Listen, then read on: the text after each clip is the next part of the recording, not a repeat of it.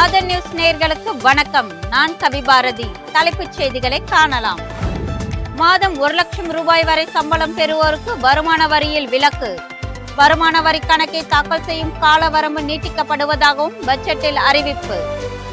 மத்திய அரசின் பட்ஜெட் ஒரு மாயாஜாலம்.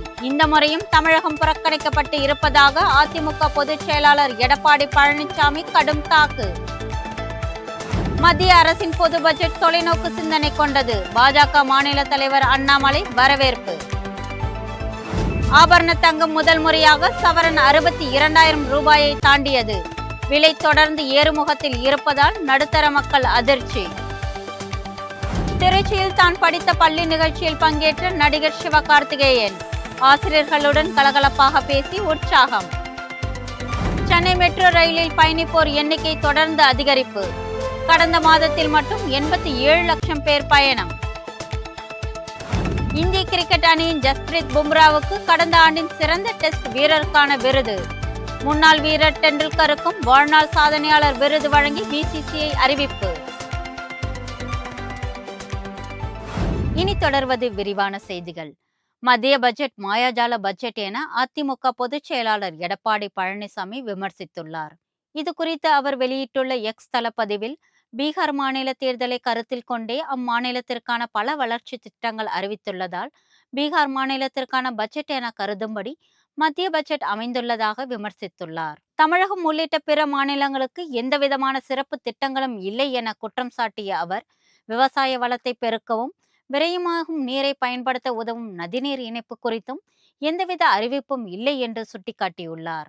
இளைஞர்களுக்கு வேலைவாய்ப்பை உருவாக்கவும் திறன் மேம்பாட்டு பயிற்சியுடன் புதிய வேகத்தை கொடுக்கும் திட்டங்கள் ஏதும் இல்லை என குறை கூறிய எடப்பாடி, கோவை, மதுரை ஆகிய நகரங்களில் மெட்ரோ ரயில் திட்டங்களுக்கு எவ்வித அறிவிப்பும் பட்ஜெட்டில் இல்லாதது ஏமாற்றம் அளிக்கிறது என குறை கூறியுள்ளார்.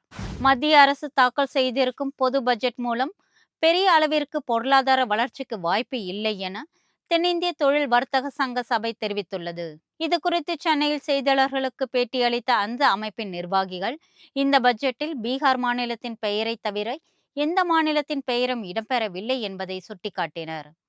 12 லட்சம் ரூபாய் வரை வருமான வரி விலக்கு அறிவிக்கப்பட்டு இருப்பதால் அரசுக்கு ஆண்டுக்கு 1 லட்சம் கோடி ரூபாய் வரை இழப்பு ஏற்படும் என்று தெரிவித்தனர். இது மிதமான வளர்ச்சிக்கான பட்ஜெட் என்றும் குறிப்பிட்டனர். நாட்டின் உட்கட்டமைப்பை மேம்படுத்துவதற்கு பட்ஜெட்டில் முக்கியத்துவம் அளிக்கப்பட்டு இருப்பதாகவும் கூறினர். இந்த தேதியில் இப்போ கொடுக்குற பட்ஜெட் ப்ரொஜெக்ஷன் பிரகாரம் பார்த்தீங்கன்னா, பொருளாதாரத்தை ரீதியாக பார்த்தீங்கன்னா ஒரு மாடரேட்டட் க்ரோத்தில் தான் போகிறதே தவிர ஒரு எக்ஸ்ட்ராடினரி க்ரோத் ஆஃப் 7+% க்ரோத்துக்கு ப்ரொஜெக்ட் பண்ணல. வர நெக்ஸ்ட் இயருக்கோ ஆகட்டும், ஃப்யூச்சர் இயர்ஸ்க்கு ஆகட்டும்.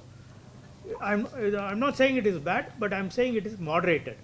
Okay, moderated growth is what is being projected. So அது வந்து ஒரு important aspect of this budget நான் பார்க்குறேன். தமிழக அரசு நடத்தி வரும் கலைத்திருவிழா போட்டிகளின் மூலம் மாணவ மாணவிகளின் தனித்திறமை வெளிப்படுகிறது என அமைச்சர் கீதா ஜீவன் பெருமிதம் தெரிவித்துள்ளார். தூத்துக்குடி மாவட்ட ஒருங்கிணைந்த பள்ளி கல்வித்துறை சார்பில் நடப்பு கல்வியாண்டிற்கான கலைத்திருவிழா போட்டிகளில் வெற்றி பெற்ற மாணவ மாணவியர்களுக்கு அமைச்சர் கீதா ஜீவன் பரிசுகளை வழங்கி சிறப்புரையாற்றினார். அப்பொழுது பேசிய அவர், அரசு பள்ளிகளில் தரமான கல்வி வழங்கப்பட்டு வருவதாகவும், ஸ்மார்ட் வகுப்பறை, காலை உணவு திட்டம், மாணாக்கர்களுக்கு மாதந்தோறும் உதவித்தொகை ஆகியவை வழங்கப்பட்டு வருவதாக கூறினார். மாணவ மாணவிகளுக்கு மாதந்தோறும் 1000 ரூபாய் வழங்கும் புதுமை பெண் மற்றும் தமிழ் புதல்வன் திட்டத்தின் மூலம் 5 லட்சம் மாணாக்கர்கள் பயனடைந்து வருவதாகவும் அவர் கூறினார். யுஜிசியின் புதிய விதிமுறைகளை மத்திய அரசு திரும்ப பெற வலியுறுத்தி மயிலாடுதுறை அருகே மாணவர்கள் கடந்த 4 நாட்களாக தொடர்ந்து போராட்டத்தில் ஈடுபட்டுள்ளனர். தமிழக உயர்கல்வித்துறை அமைச்சர் கோவிட் செழியன் மாணவர்களை சந்தித்து அவர்களின் கோரிக்கைக்கு ஆதரவு தெரிவித்தார். அப்பொழுது பேசிய அவர், யுஜிசியின் புதிய விதிமுறைகளை கல்வி முறையை மாற்றி கல்வி கட்டமைப்பை சிதைத்துவிடும் என அதிருப்தி தெரிவித்தார். கல்வி தொடர்பான முடிவுகளில் மாநிலங்களின் உரிமை பாதுகாக்கப்பட வேண்டும் என்றும், மாநில கல்விக் கொள்கையில் மத்திய அரசு தலையிடக்கூடாது என்றும் வலியுறுத்தினார்.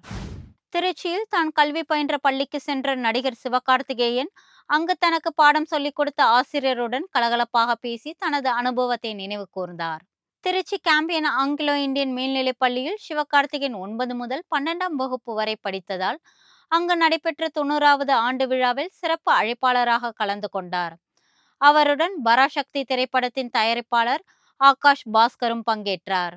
விழாவில் பேசிய சிவகார்த்திகேயன் கேம்பெயின் பள்ளிக்கு வருவது தனக்கு பெருமை என்றும் அங்கு தான் படித்தபோது இருந்த ஆசிரியர்கள் அனைவரையும் நினைவு கூர்ந்து பெயர் சொல்லி அழைத்து பாராட்டினார். 2035ஆம் ஆண்டு நடைபெறவுள்ள பள்ளியின் 100வது ஆண்டு விழாவிலும் சிறப்பு விருந்தினராக கலந்து கொள்ள விரும்புவதாக அவர் தெரிவித்தார். சிவகார்த்திகேயன் பேசிக் கொண்டிருக்கும் பொழுதே ஒரு ஆசிரியர் நிகழ்ச்சியிலிருந்து எழுந்து செல்ல முயன்றதை கவனித்த அவர், இதுபோல் பாடம் நடத்தும் பொழுது நான் பாதையிலே எழுந்து வெளியில் சென்றேனா என பேசி நிகழ்ச்சியை கலகலப்பாக்கினார். புவிசார் குறியீடு பெற்ற கொள்ளிடம் தைக்கால் பிரம்பு பொறிக்கப்பட்ட அஞ்சல் உறை வெளியிடப்பட்டது. சென்னை ஷெனாய் நகரில் கடந்த 29ஆம் தேதி முதல் இன்று வரை நடைபெற்ற அஞ்சல் தலை கண்காட்சியின் ஒரு அங்கமாக புவிசார் குறியீடு பெற்ற தைக்கல் பிரம்பினாலான கைவினைப் பொருட்களுக்கு சிறப்பு அஞ்சல் உறை வெளியிடப்பட்டது.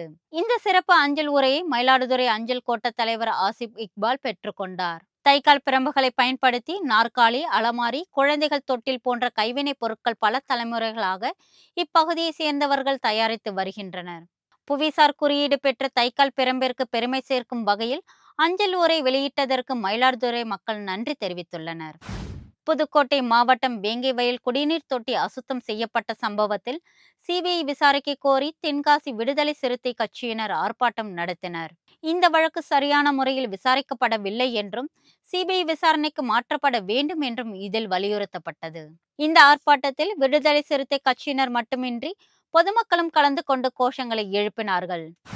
டங்ஸ்டன் கனிம சுரங்க திட்டம் ரத்து செய்யப்பட்டதற்கு அதிமுகவே காரணம் என முன்னாள் அமைச்சர் செல்லூர் ராஜு தெரிவித்துள்ளார். மதுரை செய்தியாளர்களிடம் பேசிய அவர், டங்ஸ்டன் கனிம சுரங்க பாராட்டு விழாவில் வெற்றி வெற்றி என நகைச்சுவை நடிகர் வடிவேலு சொல்வது போல் முதலமைச்சர் பேசினார் என அவர் விமர்சித்தார். சட்டமன்றத்தில் எடப்பாடி பழனிசாமி டங்ஸ்டன் கனிம சுரங்கம் குறித்து எதிர்த்து பேசியதால் தான் இந்த திட்டம் ரத்து செய்யப்பட்டது என அவர் கூறினார். திமுக அரசை நீதிமன்றமே கண்டித்து இருப்பதாகவும் சட்ட ஒழுங்கு சீர்குலைந்து விட்டதாகவும் கூறிய அவர், காவல்துறை சரியாக செயல்படவில்லை என்றும் குற்றம் சாட்டினார். திமுக ஆட்சியை மக்கள் வெறுக்க ஆரம்பித்து விட்டார்கள் என்றும் 2026இல் அதிமுக ஆட்சி அமைவது உறுதி என்றும் செல்லூர் ராஜு கூறினார். கடந்த ஜனவரி மாதத்தில் சுமார் 87 லட்சம் பயணிகள் சென்னை மெட்ரோ ரயிலை பயணம் செய்துள்ளதாக மெட்ரோ நிர்வாகம் தெரிவித்துள்ளது. இது தொடர்பாக அந்நிறுவனம் வெளியிட்டுள்ள அறிவிப்பில், சென்னை மக்களுக்கு பாதுகாப்பான போக்குவரத்து வசதியை மெட்ரோ அளித்து வருவதாக தெரிவிக்கப்பட்டுள்ளது. கடந்த ஜனவரி மாதத்தில் 86,99,344 பயணிகள் மெட்ரோ ரயிலில் பயணம் செய்துள்ளார்கள். அதிகபட்சமாக கடந்த 10ஆம் தேதி 3,60,997 பயணிகள் மெட்ரோ ரயில்களில் பயணம் செய்துள்ளனர் என தெரிவிக்கப்பட்டுள்ளது. QR code, travel card, WhatsApp, Paytm app, PhonePe போன்ற அனைத்து வகையான பயண சீட்டுகளுக்கும் 20% கட்டணம் தள்ளுபடி வழங்குகிறது என்றும் மெட்ரோ நிறுவனம் தெரிவித்துள்ளது. இந்திய கிரிக்கெட் அணியின் வேகப்பந்து வீச்சாளர் ஜஸ்பிரீத் பும்ரா மற்றும் முன்னாள் வீரர் சச்சின் டெண்டுல்கர் ஆகியோருக்கு பிசிசிஐ விருது வழங்கப்பட்டுள்ளது. இந்திய கிரிக்கெட் வாரியம் ஆண்டுதோறும் சிறந்த கிரிக்கெட் வீரர் மற்றும் வீராங்கனைகளுக்கு விருது வழங்கி கௌரவித்து வருகிறது. அதன்படி 2024ஆம் ஆண்டுக்கான விருது பட்டியலில் டெஸ்ட் கிரிக்கெட்டில் நம்பர் 1 பந்துவீச்சாளராக விளங்கும் ஜஸ்பிரீத் பும்ரா சிறந்த சர்வதேச கிரிக்கெட் வீரருக்கான பாலி உம்ரிக்கர் விருதுக்கு தேர்வு செய்யப்பட்டார். மகளிர் கிரிக்கெட் அணியின் துணை கேப்டன் ஸ்மிருதி மந்தனா ஆண்டின் சிறந்த வீராங்கனை விருதுக்கு தேர்வானார். இதேபோல் வாழ்நாள் சாதனையாளருக்கான GK நாயுடு விருது இந்திய கிரிக்கெட் அணியின் முன்னாள் ஜாம்பவானான சச்சின் டெண்டுல்கர் தேர்வானார். இதேபோல் அண்மையில் நடைபெற்ற ஆஸ்திரேலிய டெஸ்ட் தொடரின் பொழுது சர்வதேச கிரிக்கெட்டில் இருந்து ஓய்வு பெற்ற சுழற்பந்து வீச்சாளர் அஸ்வினுக்கும் சிறப்பு விருது அறிவிக்கப்பட்டது. மும்பையில் நடைபெறும் கிரிக்கெட் வாரியத்தின் ஆண்டு விழாவில் இவர்கள் 3 பேருக்கும் விருதுகள் வழங்கப்பட்டன. சென்னையில் ஆபரண தங்கத்தின் விலை தொடர்ந்து உயர்ந்து வருவதால் முதல் முறையாக சவரன் 62,000 ரூபாயை தாண்டியது. சென்னையில் ஆபரண தங்கத்தின் விலை கடந்த 22ஆம் தேதி வரலாற்றில் முதல் முறையாக 60,000 ரூபாயை கடந்து புதிய உச்சத்தை தொட்டது. ஆபரண தங்கத்தின் விலை தொடர்ந்து ஏறுமுகமாக இருந்து வரும் நிலையில் நேற்று முன்தினம் ஒரே நாளில் சவரனுக்கு 960 ரூபாய் உயர்ந்து ஒரு சவரன் 61,840 ரூபாய்க்கு விற்பனையானது. தங்கம் விலை நேற்று சவரனுக்கு 480 ரூபாய் அதிகரித்து ஒரு சவரன் 62,320 ரூபாயாக உயர்ந்து புதிய உச்சத்தை தொட்டுள்ளது. 1 கிராம் தங்கம் 7,790 ரூபாய்க்கு விற்பனை செய்யப்படுகிறது. இதனால் நடுத்தர மக்கள் அதிர்ச்சி அடைந்துள்ளனர். இத்துடன் ஆதன் செய்திகள் நிறைவடைகின்றன. வணக்கம்.